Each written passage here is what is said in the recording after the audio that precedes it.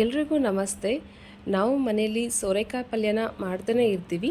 ಈ ಥರ ಒಂದ್ಸಲ ಟ್ರೈ ಮಾಡಿ ನೋಡಿ, ತುಂಬ ಚೆನ್ನಾಗಿರುತ್ತೆ.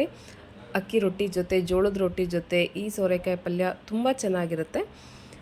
ನಾನು ಸಿಪ್ಪೆ ತೊಗೊಂಡು ಚಿಕ್ಕ ಚಿಕ್ಕದಾಗಿ ಕಟ್ ಮಾಡಿ ಒಂದು ಸೋರೆಕಾಯಿನ ಈ ಥರ ಸ್ಟೀಮಲ್ಲಿ ಬೇಯಿಸ್ಕೊಳ್ತಾ ಇದ್ದೀನಿ. ಒಂದು 15 ಮಿನಿಟ್ಸ್ ಸಾಕು, ಚೆನ್ನಾಗಿದು ಬೇಯುತ್ತೆ. ಇದು ಬೇಯೋದ್ರೊಳಗೆ ನಾವು ಒಂದು ಮಿಕ್ಸಿ ಜಾರಿಗೆ ತೆಂಗಿನಕಾಯಿ, ಶುಂಠಿ, ಬೆಳ್ಳುಳ್ಳಿ, ಕೊತ್ತಂಬರಿ ಸೊಪ್ಪು ಮತ್ತು ಎಲ್ಲ ಸ್ಪೈಸಸ್ಸು, ಚಕ್ಕೆ, ಏಲಕ್ಕಿ, ಮೊಗ್ಗು, ಲವಂಗ ಇಷ್ಟನ್ನು ಹಾಕಿ ಮತ್ತು ಹುರಿದು ಸಿಪ್ಪೆ ತೆಗೆದಿಟ್ಕೊಂಡಿರಬೇಕು ಅಂತ ಶೇಂಗಾ ಬೀಜನ ಹಾಕಿ ನಾವು ಚೆನ್ನಾಗಿ ಗ್ರೈಂಡ್ ಮಾಡ್ಕೊಳ್ಳೋಣ. ಸ್ವಲ್ಪ ತರಿಯಾಗಿದ್ದರೂ ಓಕೆ, ಅದು ಶೇಂಗಾ ಬೀಜ ಬಾಯಿಗೆ ಸಿಗ್ತಾಯಿದ್ರೆ ತುಂಬ ಚೆನ್ನಾಗಿರುತ್ತೆ.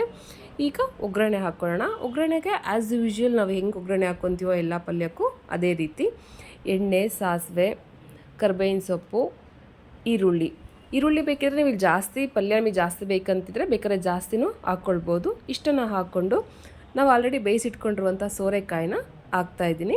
ಹಾಕಿ ಚೆನ್ನಾಗಿ ಎಣ್ಣೆಲಿ ಫ್ರೈ ಮಾಡ್ಕೊಳ್ಬೇಕು. ಫ್ರೈ ಮಾಡಿಕೊಂಡು ಲಿಡ್ಡನ್ನು ಕ್ಲೋಸ್ ಮಾಡಿ 1 ಮಿನಿಟ್ ಚೆನ್ನಾಗಿ ಬೇಯಿಸ್ಕೊಳ್ಬೇಕು.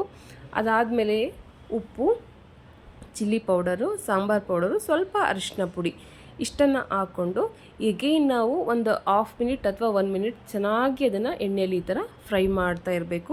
ಆ ಖಾರದ ಪುಡಿ, ಸಾಂಬಾರು ಪುಡಿ ಎಲ್ಲ ಹಾಕಿದ್ದೀವಲ್ಲ, ಅದೆಲ್ಲ ಇದಕ್ಕೆ ಚೆನ್ನಾಗಿ ಸೋರೆಕಾಯಿಗೆ ಇಟ್ಕೊಳೋ ಥರ ನಾವು ಸ್ವಲ್ಪ ಚೆನ್ನಾಗಿ ಫ್ರೈ ಮಾಡ್ಕೊಳ್ಬೇಕು. ಈಗ ಆಲ್ರೆಡಿ ನಾವು ಗ್ರೈಂಡ್ ಮಾಡಿ ಇಟ್ಕೊಂಡಿರುವಂಥ ಮಿಶ್ರಣನ ಆ್ಯಡ್ ಮಾಡ್ಕೊಳ್ಳೋಣ. ನೋಡಿ, ಈ ರೀತಿ ಫಸ್ಟು ಒಂದು ಗಟ್ಟಿಗೆ ನಾವೇನು ಗ್ರೈಂಡ್ ಮಾಡಿ ಇಟ್ಕೊಂಡಿರ್ತೀವಿ ಅದನ್ನು ಹಾಕಿ ಚೆನ್ನಾಗಿ ಸೋರೆಕಾಯಿ ಜೊತೆ ಮಿಕ್ಸ್ ಮಾಡ್ಕೊಳ್ಬೇಕು. ಒಂದು 1/2 ಮಿನಿಟ್ ಈ ರೀತಿ ಲೋ ಫ್ಲೇಮಲ್ಲಿಟ್ಟು ಚೆನ್ನಾಗಿ ಬೇಯಿಸ್ಕೊಳ್ಬೇಕು. ನಿಮಗೆ ಕನ್ಸಿಸ್ಟೆನ್ಸಿ ನೋಡಿ, ನಿಮಗೆ ಸ್ವಲ್ಪ ಗಟ್ಟಿಗೆ ಬೇಕನ್ನೋದಿದ್ರೆ ಹೇಗೆ ನೀವು ನೀರನ್ನ ಆ್ಯಡ್ ಮಾಡೋದು ಬೇಡ. ಇಲ್ಲ ನಿಮಗೆ ಸ್ವಲ್ಪ ಗ್ರೇವಿ ಥರ ಇರಬೇಕು ಅನ್ನೋದಿದ್ರೆ ಮಿಕ್ಸಿ ಜಾರನ್ನ ತೊಳೆದು ನೀರನ್ನು ಹಾಕಿದರೆ ಆಯಿತು. ನೋಡಿ, ಈ ರೀತಿ ನೀರನ್ನು ಹಾಕ್ಬಿಟ್ಟು ಚೆನ್ನಾಗಿ ನಾವು ಕುದಿಸ್ಕೊಳ್ಬೇಕು. 1 ಮಿನಿಟ್ 2 ಮಿನಿಟ್ಸ್ ಈ ಥರ ಲಿಡ್ ಕ್ಲೋಸ್ ಮಾಡಿ ಕುದಿಸ್ಕೊಳ್ತಾ ಇದ್ದರೆ ಆಯಿತು. ನಮಗೆ ತುಂಬ ಟೇಸ್ಟಿಯಾದ ಸೋರೆಕಾಯಿ ಪಲ್ಯ ರೆಡಿ ಆಗುತ್ತೆ. ನೀವು ಒಂದ್ಸಲ ಮನೇಲಿ ಟ್ರೈ ಮಾಡಿ ನೋಡಿ, ತುಂಬ ಚೆನ್ನಾಗಿರುತ್ತೆ.